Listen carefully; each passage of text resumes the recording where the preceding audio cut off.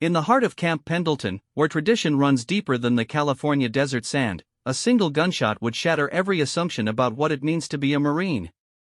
Sarah Chen stood at the firing line, her custom pink rifle gleaming under the harsh training sun, while 200 of the Corps' finest marksmen watched in stunned silence.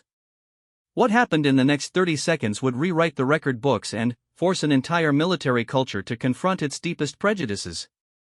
But this story doesn't begin with that shot.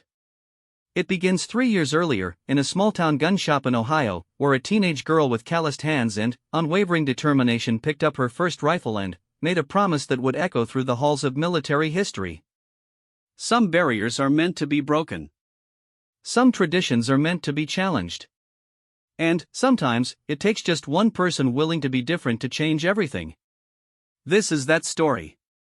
Sarah Chen never intended to become a symbol of anything. At 17, she was simply a girl from Millerville, Ohio, population 3,847, who happened to be deadly accurate with a rifle. The story of how she came to hold that pink weapon begins not with rebellion, but with practicality. Her father, David Chen, owned Chen's Sporting Goods on Main Street, a store that had been struggling since the big box retailers moved into the county.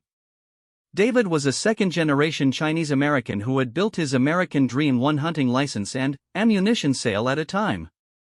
His wife, Maria, was a former Army mechanic who could field strip an M16 faster than most soldiers could load one. Together, they raised Sarah to understand that in their world, competence mattered more than appearance. The pink rifle entered their lives through pure accident. A custom gunsmith in Columbus had crafted it for a wealthy collector's daughter who never showed up to claim it. The rifle was a precision instrument, a Remington 700 with a custom barrel, professional-grade scope, and a hot pink stock that gleamed like cotton candy. When the gunsmith offered it to David at cost just to get it off his hands, David saw an opportunity. Sarah had been shooting since she was 10, starting with her grandfather's old .22 and working her way up to more serious calibers. She had natural talent that bordered on the supernatural.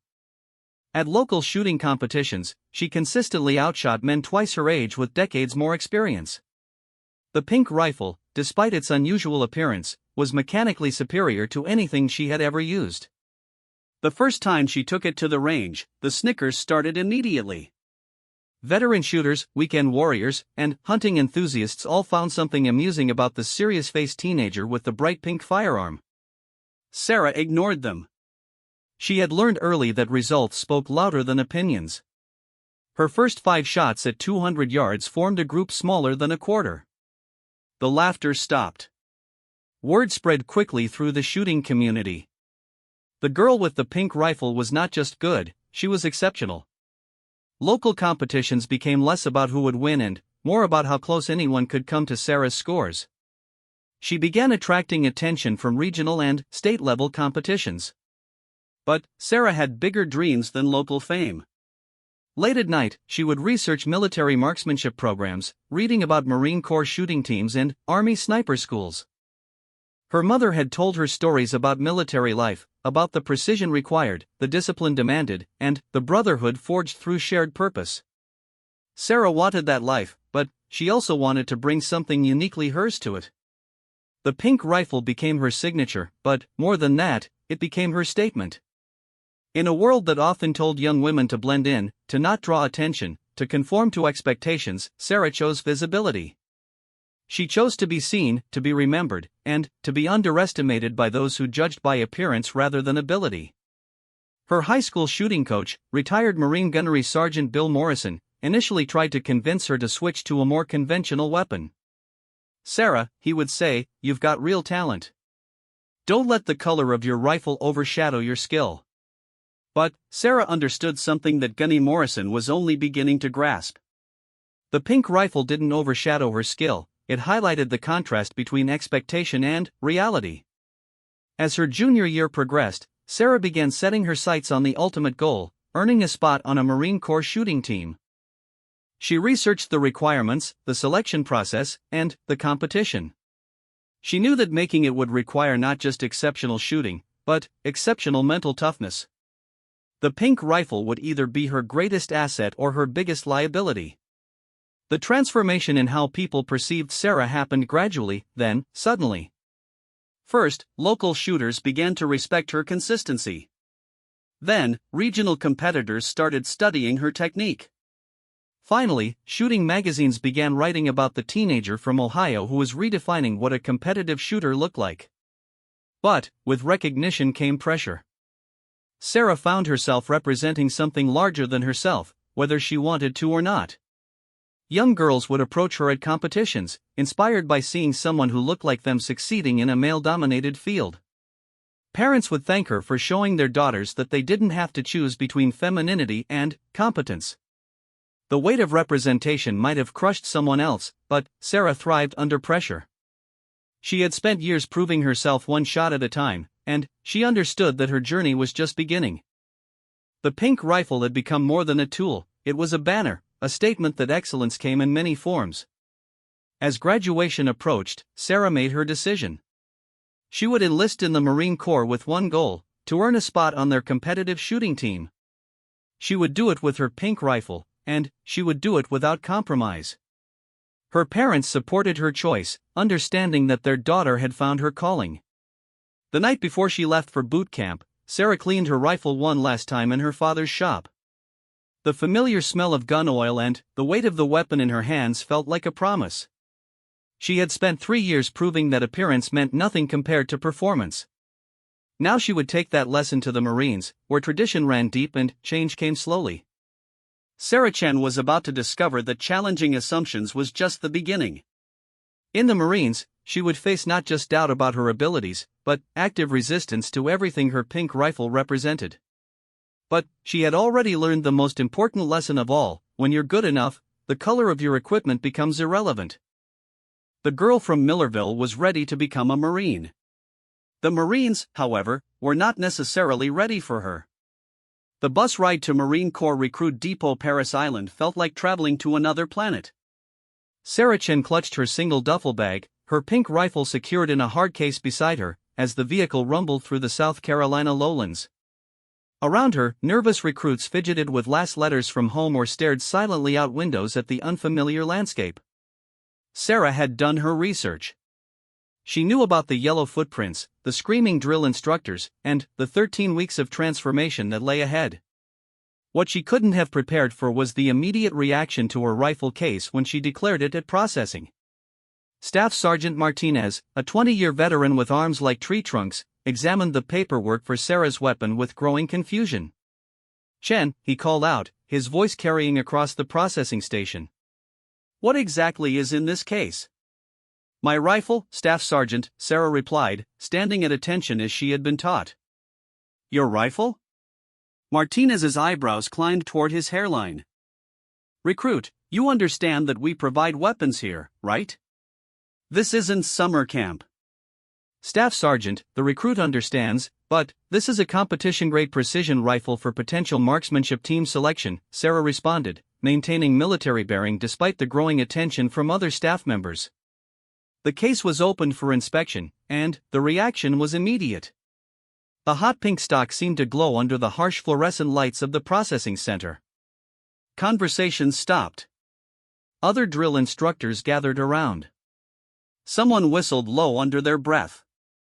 "Well, I'll be damned," muttered Gunnery Sergeant Williams, the senior drill instructor who would become Sarah's primary tormentor and, eventually, her greatest advocate. "In 23 years of Marines, I have never seen anything like this." The rifle was examined, documented, and secured with the other personal weapons that recruits had declared. But word spread quickly through the depot. The girl with the pink rifle had arrived, and she was about to discover that standing out in the Marines was both a blessing and a curse. Boot camp at Paris Island is designed to break down individual identity and rebuild Marines in the Corps' image. For 13 weeks, recruits are stripped of personal expression, individual preferences, and civilian habits. They learn to think as a unit, move as a unit, and fight as a unit. The pink rifle represented everything that the transformation process was designed to eliminate: individuality, personal expression, and deviation from the norm. Sarah's drill instructors had a choice to make. They could use her unique situation to teach lessons about conformity and military tradition, or they could recognize that the Corps needed different kinds of excellence. Gunnery Sergeant Williams chose a third path, he would test her resolve until it either broke or proved unbreakable. The testing began immediately. During the first week, when recruits were still adjusting to military life, Williams would single out Sarah for special attention. "Chen," he would bellow across the squad bay. "Tell me about your pretty pink rifle, recruit. Does it shoot rainbows and unicorns?" Sarah learned to respond with military precision, "No, gunnery sergeant. It shoots whatever target I aim at, gunnery sergeant." "And what do you think your fellow Marines will say about following someone who needs a pink rifle to feel special, recruit?" "Gunnery sergeant, the recruit believes that Marines judge by performance, not appearance, gunnery sergeant." These exchanges became daily rituals, opportunities for Williams to probe Sarah's commitment while the other recruits watched and learned. Some began to resent the attention Sarah received, viewing it as special treatment. Others recognized the additional pressure she was under and began to respect her resilience. The first real test came during weapons training on the known distance range. Marine recruits must qualify with the M16A4 service rifle before they can graduate. For most, this represents their first serious exposure to military marksmanship. For Sarah, it was a chance to prove that her civilian shooting experience translated to military requirements. But there was a problem. Sarah had trained exclusively with precision bolt-action rifles. The M16A4 was a semi-automatic weapon with different ergonomics, different ballistics, and different requirements for rapid engagement of multiple targets. Her first attempts at qualification were disaster. The irony was not lost on anyone, especially the drill instructors. Here was a recruit who claimed exceptional marksmanship abilities, who had brought her own competition rifle to boot camp, and she couldn't hit targets that other recruits were managing successfully. "Shun!" Gunnery Sergeant Williams called out after a particularly poor performance. "Maybe you should have brought your pink rifle today. Seems like the Corps' weapons aren't pretty enough for you." The failure stung more than the ridicule. Sarah had built her identity around shooting excellence, and now that identity was crumbling on the ranges of Paris Island. That night, lying on her rack in the squad bay, she questioned everything. Maybe she had been living in a bubble of local competition where she could succeed with specialized equipment but couldn't adapt to military requirements. The turning point came during a late-night conversation with recruit Maria Santos, a girl from Los Angeles who had enlisted to escape gang violence in her neighborhood. Santos had initially been skeptical of Sarah, viewing her as a privileged girl playing soldier with expensive toys. But watching Sarah struggle and persevere had changed Santos's perspective. "You know what your problem is, Chun?" Santos whispered in the darkness. "You're trying to shoot like a civilian. This isn't about perfect accuracy at known distances. This is about being a Marine who can fight." Santos was right. Sarah had been approaching Marine marksmanship as an extension of competitive shooting, focusing on precision rather than combat effectiveness. She needed to learn to think like a warrior, not just a marksman. The transformation didn't happen overnight. Sarah spent extra time on the range whenever possible, volunteering for additional training and practicing with borrowed ammunition during her limited free time. She studied Marine marksmanship doctrine, learning about rapid target acquisition, shooting under stress, and the mental aspects of combat shooting. More importantly, she began to understand what her pink rifle really represented. It wasn't just about being different or making a statement. It represented her willingness to take ownership of her choices and to excel despite, or perhaps because of, the additional scrutiny those choices brought. When Sarah finally qualified with the M16A4, she didn't just meet the minimum standard. She shot expert, the highest qualification level, with a score that ranked in the top 5% of her training company. The celebration was muted but real. Her fellow recruits, who had watched her struggle and fight back, recognized the accomplishment for what it was, proof that Marines find a way to succeed regardless of the obstacles. Gunnery Sergeant Williams pulled her aside after the qualification. "Chen," he said, his voice carrying none of its usual edge, "you've shown me something these past few weeks. Not just that you can shoot, but that you can adapt and overcome. That's what being a Marine means." "Thank you, Gunnery Sergeant," Sarah replied. "Don't thank me yet, recruit. You've qualified with our rifle. Now I want to see what you can do with that pink rifle of yours. I've arranged for you to demonstrate during the depot marksmanship exhibition next week. Think you're ready for that? The Depot Marksmanship Exhibition was a monthly event where exceptional shooters from across the training companies demonstrated advanced marksmanship techniques for recruits, drill instructors, and visiting officials. It was Sarah's chance to show what the pink rifle could really do. As Sarah prepared for the demonstration, she realized that boot camp had changed her relationship with her weapon. It was no longer just a tool for personal achievement or a symbol of her individuality. It had become something more, a bridge between who she had been and who she was becoming. The girl from Ohio was disappearing, replaced by a Marine who understood that true strength came not from standing apart, but from standing ready to serve something greater than herself.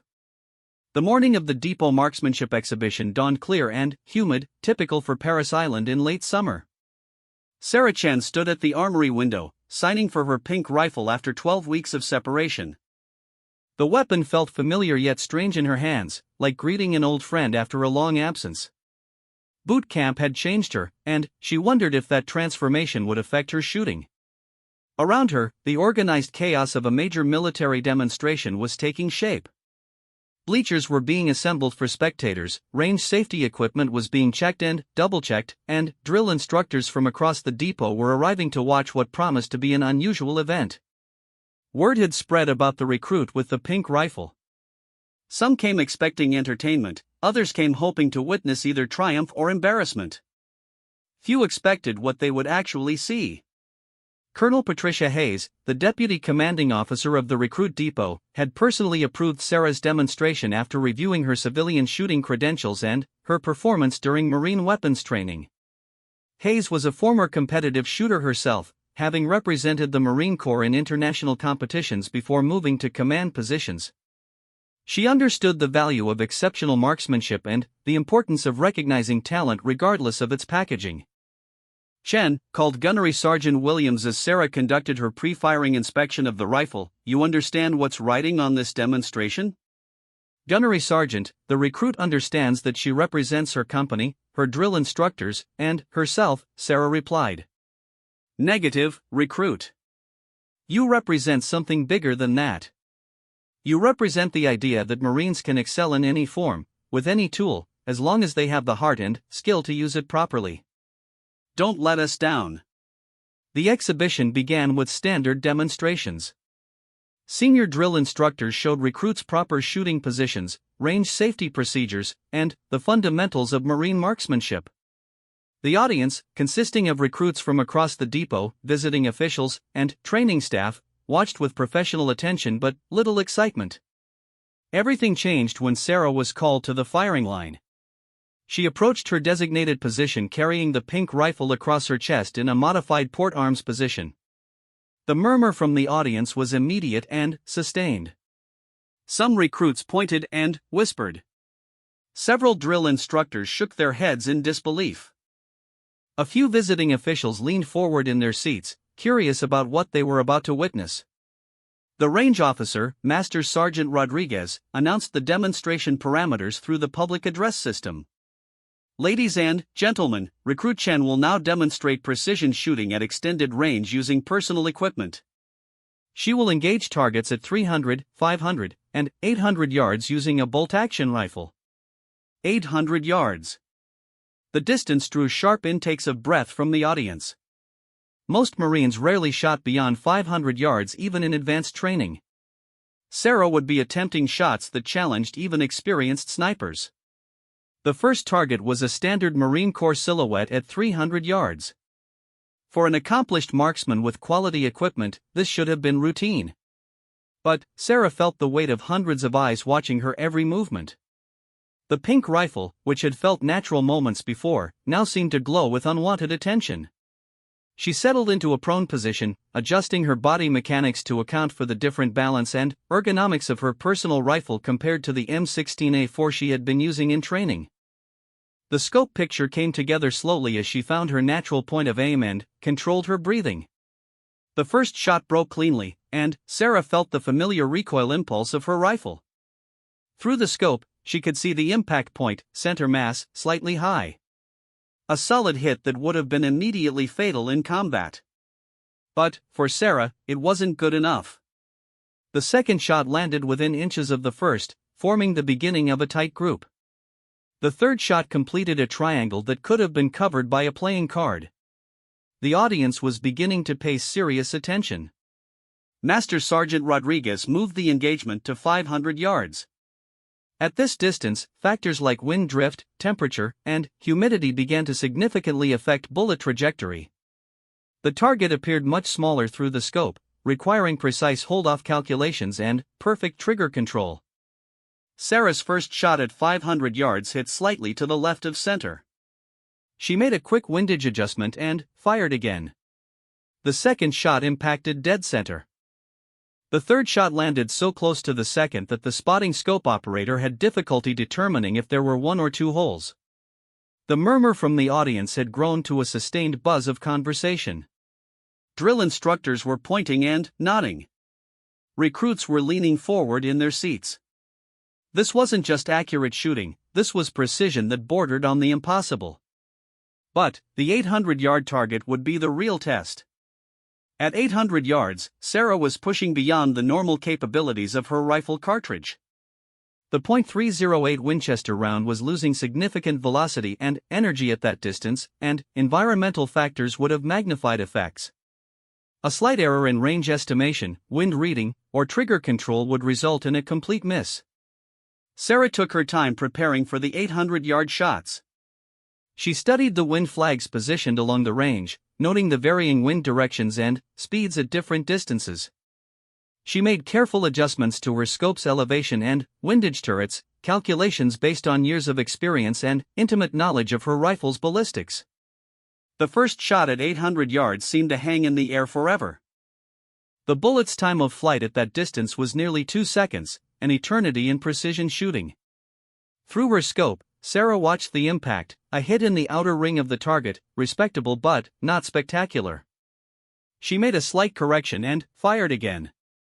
This shot landed closer to center, but still not where she wanted it. Sarah realized that the pressure of the demonstration was affecting her performance. She was shooting technically well, but not shooting like herself. Before the third shot, Sarah took a long moment to center herself. She thought about all the hours on her father's range, all the competitions where she had been the outsider, all the times she had proven that appearance meant nothing compared to performance. This wasn't about the Marine Corps or the watching crowd. This was about being true to herself and her capabilities. The third shot at 800 yards broke with perfect trigger control. Sarah felt the recoil and knew, before she could even see through the scope, that it was exactly where she wanted it. The spotter called out the impact, dead center, a perfect bullseye at a distance that challenged expert military marksmen. The silence that followed lasted several seconds. Then, starting with one drill instructor and spreading through the audience, applause began. It started polite and professional but grew to a sustained ovation that continued for nearly a minute. Colonel Hayes approached the firing line as Sarah was clearing her rifle. "Outstanding shooting, Marine," she said, and the use of the title rather than recruit was not lost on anyone within earshot. "Thank you, ma'am," Sarah replied. "I understand you're interested in competitive shooting programs after you complete your military occupational specialty training?" "Yes, ma'am. That's my goal." Colonel Hayes nodded thoughtfully. "I think we can make that happen. The Corps needs marksmen like you, regardless of what color rifle they prefer to use." As the exhibition concluded and the audience dispersed, Sarah found herself surrounded by drill instructors and staff members who wanted to examine her rifle and discuss her shooting technique. The pink color that had initially drawn ridicule was now simply an interesting detail about an exceptional weapon system. Gunnery Sergeant Williams waited until the crowd had thinned before approaching Sarah. "Chen," he said, "I owe you an apology. When you first arrived here with that rifle, I thought you were trying to be special, trying to stand out for the wrong reasons." "Gunnery Sergeant, the recruit understands that. Let me finish, Marine." "I was wrong. You weren't trying to be special. You were special, and that rifle was just part of who you are. The Corps needs Marines who aren't afraid to be excellent, even if excellence comes in an unexpected package. As Sarah secured her rifle for transport back to the armory, she reflected on how much had changed since that first day at Paris Island. The pink rifle was still pink, still drew attention, still represented her willingness to be different. But now it represented something else, proof that the Marine Corps could embrace excellence regardless of its form. The girl with the pink rifle had become a Marine with a pink rifle, and that distinction would make all the difference in the challenges that lay ahead. 6 months after graduating from boot camp, Lance Corporal Sarah Chen found herself at Marine Corps Base Camp Pendleton, assigned to the 1st Marine Division and selected for the Marine Corps Competitive Marksmanship Program. The pink rifle that had caused such a stir at Paris Island was now secured in a custom rack in the team armory, alongside precision weapons worth tens of thousands of dollars. But Camp Pendleton presented new challenges that had nothing to do with shooting accuracy and everything to do with military politics, tradition, and the complex dynamics of a competitive team environment. The Marine Corps shooting team was an elite unit within an elite force. Its members were drawn from across the Corps, selected not just for exceptional marksmanship but for their ability to represent the Marines in national and international competition. They trained year-round, traveled extensively, and carried the responsibility of upholding Marine Corps honor through competitive excellence. Staff Sergeant Michael Torres, the team captain, was a 30-year-old career Marine who had joined the shooting team after 2 combat deployments in Afghanistan.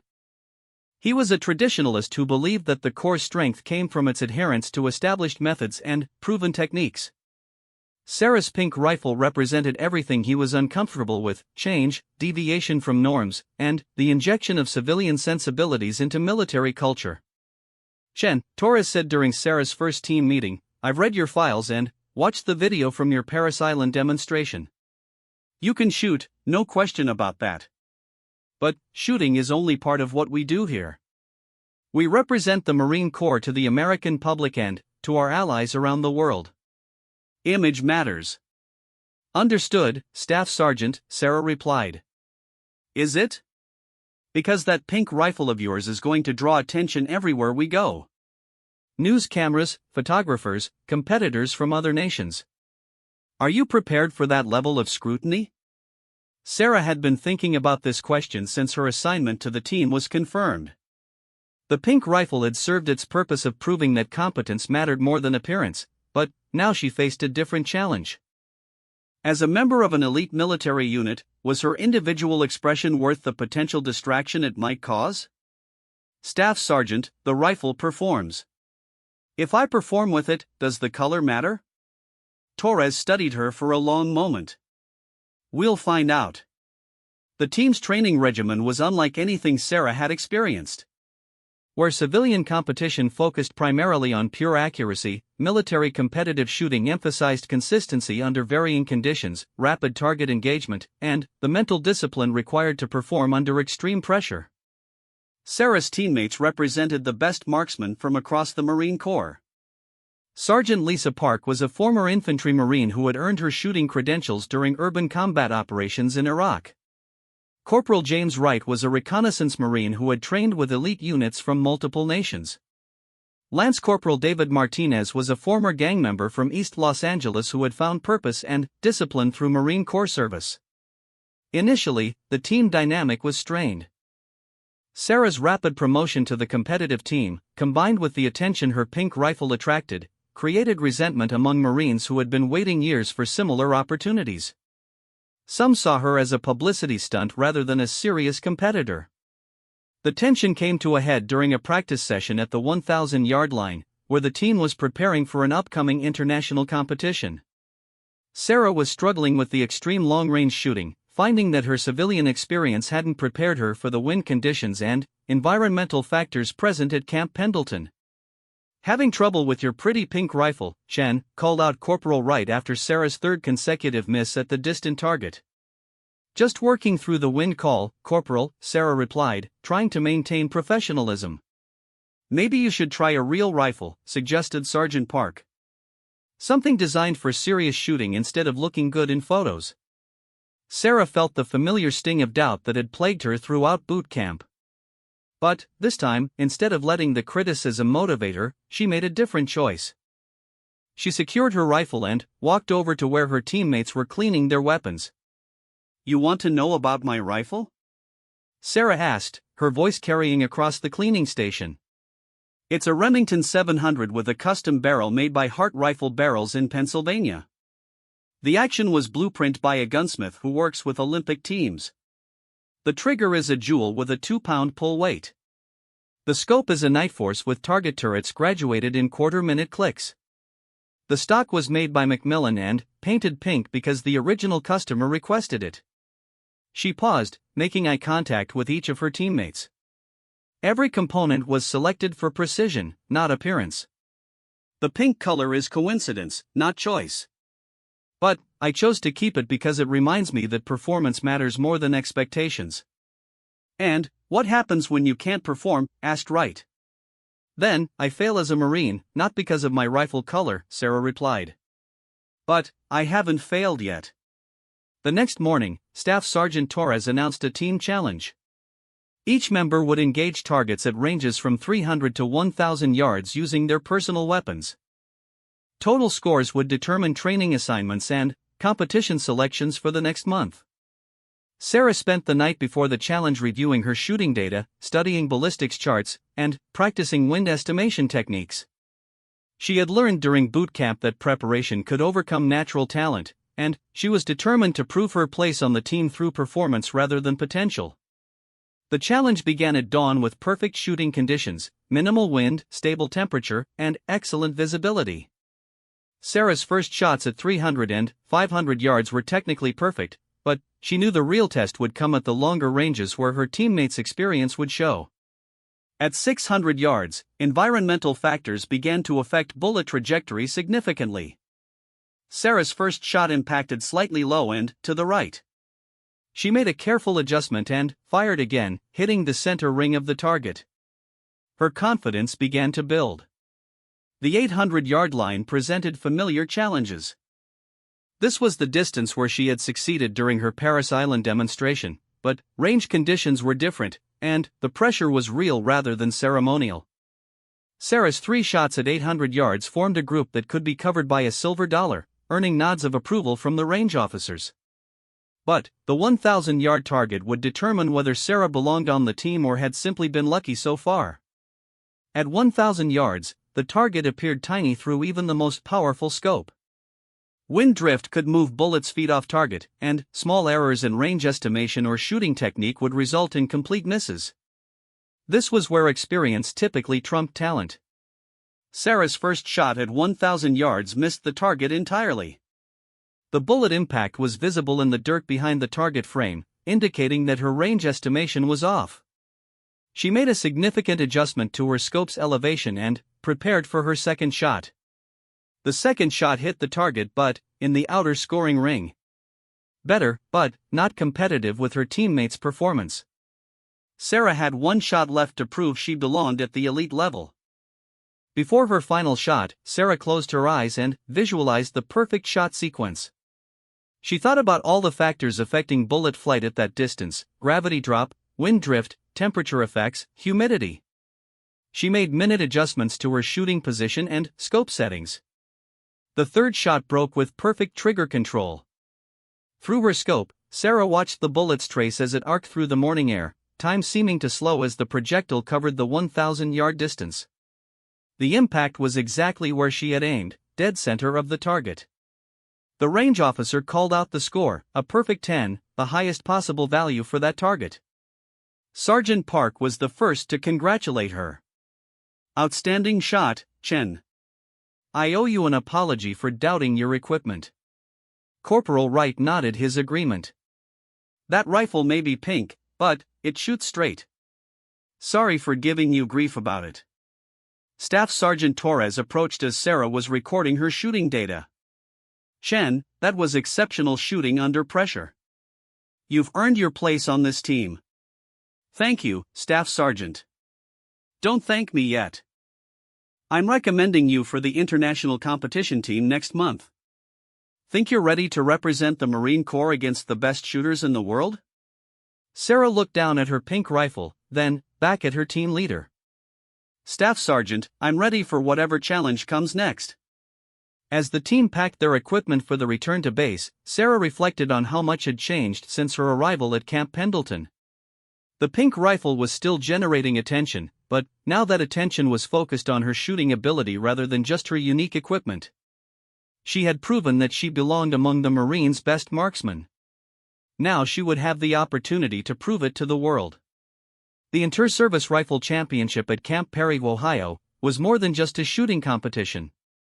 It was a showcase of American military marksmanship, where the best shooters from all branches of the armed forces competed for national recognition and the honor of representing the United States in international competition.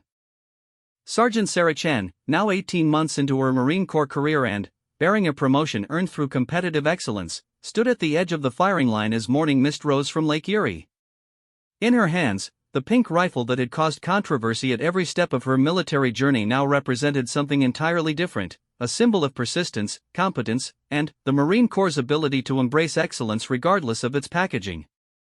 The championship would be decided by aggregate scores across multiple shooting disciplines, but the event that drew the most attention was the President's 100 match, a grueling test of marksmanship at ranges from 200 to 600 yards. The top 100 finishers would earn places in the exclusive President's 100, a distinction that had been awarded annually since 1903. Sarah's competition included Olympic-level shooters from across the military, seasoned veterans with decades of experience, and rising stars from every branch of service. She was one of only 3 women competing, and the only competitor using a pink rifle. The attention was immediate and intense. Military photographers documented her pre-competition preparation. Sports journalists interviewed her about her unique equipment choice. Television cameras captured her every movement as she conducted function checks and adjusted her shooting position. Sergeant Chen called a reporter from Military Times magazine, "How do you respond to criticism that your pink rifle is a distraction from serious military competition?" "Sir," Sarah replied, maintaining the military bearing that had become second nature, "my rifle is a precision instrument designed for accuracy. Its color has no effect on its ballistic performance." "But doesn't the attention it draws affect your concentration?" Sarah considered the question carefully. 2 years earlier, she might have been flustered by the scrutiny. Now, she understood that attention was simply another environmental factor to be managed, like wind or light conditions. "Sir, Marines are trained to perform under pressure. Media attention is just another form of pressure." The President's 100 began with slow-fire precision shooting at 200 yards. Competitors had unlimited time to engage their targets, with scoring based purely on accuracy. This was Sarah's strongest discipline, where her years of competitive shooting experience provided the greatest advantage. Her first shots formed a perfect group in the center of the target, each impact within a few millimeters of the others. The spotting scope operators called out perfect scores, and photographers captured images of the tight shot groups that would later appear in military publications worldwide. But the 300-yard line introduced elements that favored military training over civilian competition experience. Competitors shot from multiple positions, engaged targets within strict time limits, and dealt with challenging wind conditions that tested both technical skill and tactical adaptation. Sarah's military training showed its value here. The positional shooting skills she had learned in boot camp, the rapid target acquisition techniques practiced at Camp Pendleton, and the stress inoculation that came from constant evaluation all contributed to consistent performance under pressure. As the competition progressed to 500 and 600 yards, environmental factors became increasingly challenging. Wind patterns were complex and changing, temperature variations affected bullet trajectory, and the psychological pressure of national-level competition tested every competitor's mental discipline. Sarah found herself in the unusual position of being both an outsider and a favorite. Her pink rifle made her instantly recognizable to spectators and media, but her consistent scores were earning respect from competitors and officials. She was shooting well enough to contend for the championship, a possibility that had seemed unlikely when she first arrived at Camp Pendleton. The final stage of the President's 100 was rapid-fire shooting at 600 yards, where competitors had limited time to engage multiple targets while maintaining precision accuracy. This discipline separated recreational shooters from true military marksmen, requiring the ability to balance speed with precision under extreme pressure. Sarah's approach to rapid-fire shooting had evolved during her time on the Marine Corps team. Initially, she had tried to maintain the same deliberate precision that characterized her slow-fire technique. But her teammates had taught her to trust her training, to let muscle memory and instinct guide her performance when time was limited. The final string of shots would determine the championship. Sarah was tied for first place with Master Sergeant Robert Kellner from the Army Marksmanship Unit, a veteran competitor with 3 previous President's 100 victories.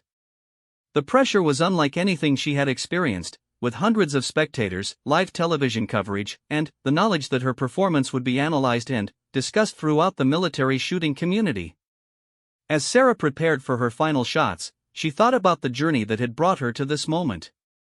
The girl from Ohio who had chosen to be different, the recruit who had been ridiculed and, then, respected, the Marine who had proven that appearance meant nothing compared to performance. All of it had led to this, 10 shots that would determine whether she achieved the highest level of military marksmanship recognition. The firing line commands began the final sequence. Shooters, lock and load. You will have 2 minutes to fire 10 shots at the 600-yard target. Is the line ready? The line is ready. Commence firing. Sarah's first shot broke cleanly, impacting in the 9 ring of the target. A solid hit, but not perfect. She made a slight adjustment and fired again, this time scoring a perfect 10. The rhythm of rapid-fire shooting took over: acquire the target, align the sights, control breathing, press the trigger, work the bolt, repeat. Shot 3, 10 ring. Shot 4, 10 ring.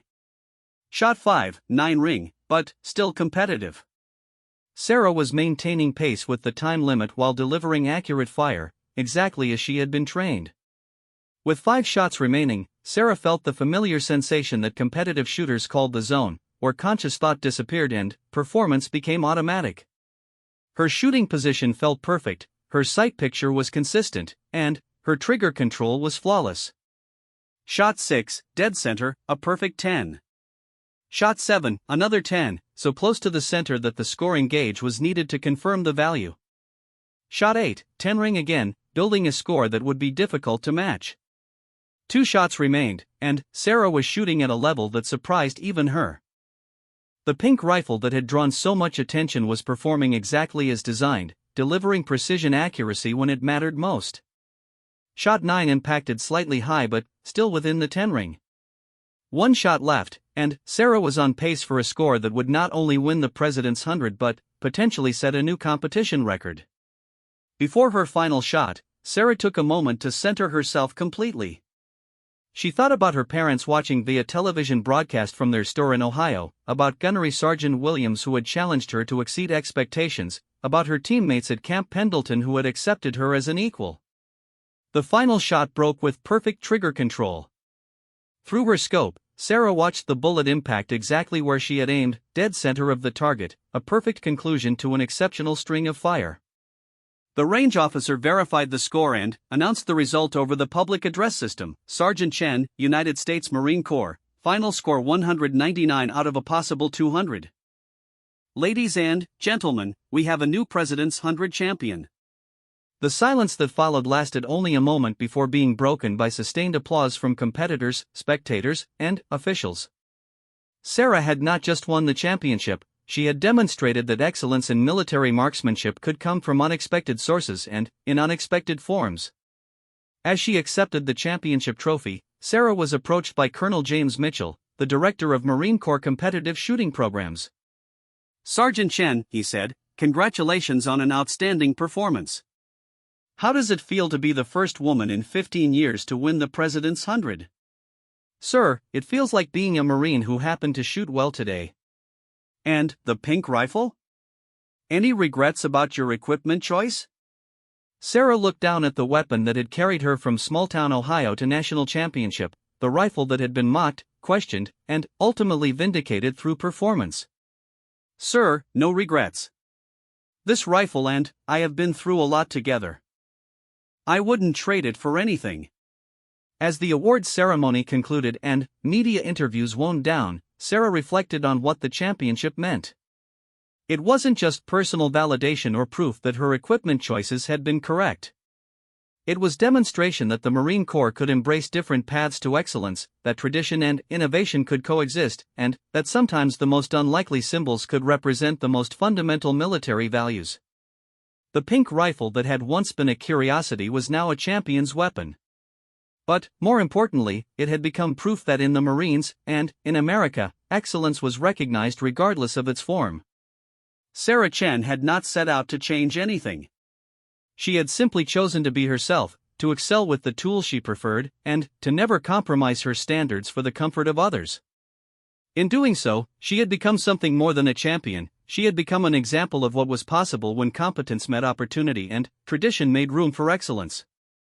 The girl with the pink rifle had become a Marine with a championship trophy, and the Marines were better for having embraced the difference.